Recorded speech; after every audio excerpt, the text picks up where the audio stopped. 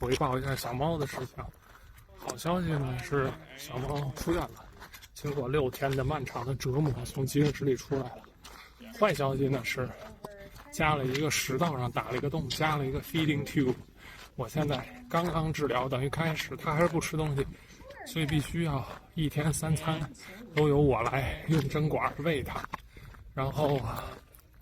他住院的这个6天里面呢，可以说是饱受折磨。首先是抽了6次的血，做了1次的肝穿刺，做了2次的 X 光，做了1次输血，然后还下了鼻饲管，同时呢还做了一个大生化，还有一些小的细节的我都没看。一共打了6页的账单的，一共大概是19000美元。这个账单以后我又去再给大家做一期讲讲到底都花在哪儿了。但是他真的特别可怜，我就是6天中每天都下班之后开1个小时的车到那个宠物的急诊室，然后去看他，陪他半小时。主要的原因呢，一个就是我让他知道我没不要他，因为他就跟个小孩一样，你给他扔的一个全部都是陌生人的环境，然后奇怪的气味、奇怪的人、奇怪的别的动物，然后我觉得对他来讲就跟猫间地狱一样。所以我每次去的时候，他在笼子里的时候，我就抱着他，然后摸摸他，蹭蹭他，然后尽量把我的气味都留在那个笼子里，让他有点安全感。同时我也跟他说，我说你不要害怕，我一定把你治好。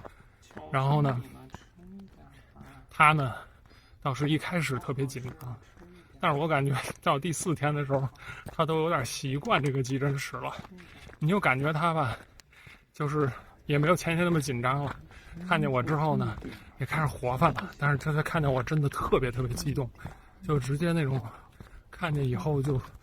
从那个护士的这个怀里冲出来，然后就开始乱叫狂叫。后来我看地上一滴一滴都是血，我说怎么回事这是？那护士跟我说哦，这个是因为他那个太激动了，然后看见你之后他血压飙升，他那个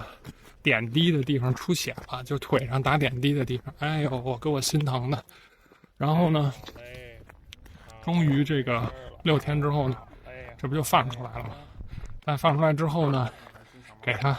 拿回来一堆的药，其中主要就是7大瓶的那种 formula， 就跟那婴儿奶粉一样，因为他不能吃东西，我得从那个食道的管子里这样拿个注射器给他一点一点注射进去嘛。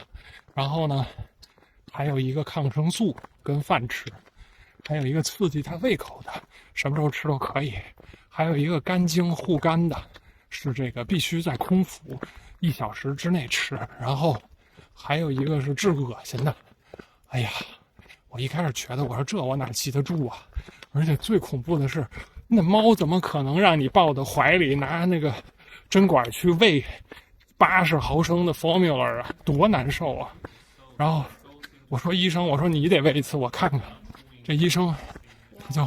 给我演示了一下，一个兽医把这个小猫裹起来跟个饺子似的，然后摁住，另外一个兽医一点一点的往下这个打药水，不是打那个奶吧，就是营养奶粉。然后他们还问我说你家里有帮手吗？我当时都傻了，我说我没有。他说那毛巾就是你最好的帮手，把它包紧了之后它就听话了。我心说了，你们俩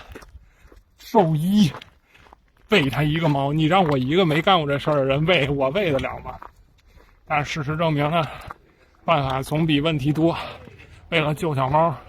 我这硬着头皮，现在喂到第3天了，也喂出点经验来了。反正你就是得把它裹得紧紧的抱在怀里，然后一点一点给它注射。但是这个注射的过程呢，得极其缓慢。有多慢呢？0.5毫升，0.5毫升的往里推80毫升，等于我算了一下，我给他推这一次药，差不多就是30到40分钟，因为还好几管嘛，你得拿出来，然后这个拿热水给先温上，从冰箱里，而且你不能放微波炉，因为它会结块。然后同时呢，你还不能就是说太烫，也不能太凉，然后得一点一点的推完了之后，看它有什么反应。你像有一次我真的就是推快了一点点，然后就是从半个小时，我是25分钟还是20分钟推完，呱，整个我觉得80毫升全给我吐出来了。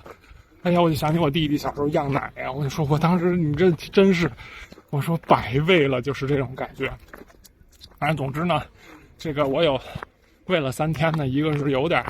稍微轻车熟路，另外一个我有时候喂的时候我自己笑，就是这个神一定会给你安排一些东西。你看，就是你看，你说你不要孩子，没有结婚，没有孩子，你觉得你不会经历这个小孩生病，你觉得你不会经历这种当这种奶爸，嘿，就是神在这儿给你安排了，你早晚都要经历这些。但是呢，我比较高兴的就是说，经过3天之后出院，他渐渐的恢复了一些之前的反应能力，比如说现在我上厕所，他在门外头等着了，又开始，然后虽然声音很小，但是你跟他玩的时候，他开始的叫一声，哎，这个就是变好了，但是还是浑身都是黄疸，那像黄鼻头，真是太令人心碎了。哎，这个病先治好吧，钱的事儿下期再说。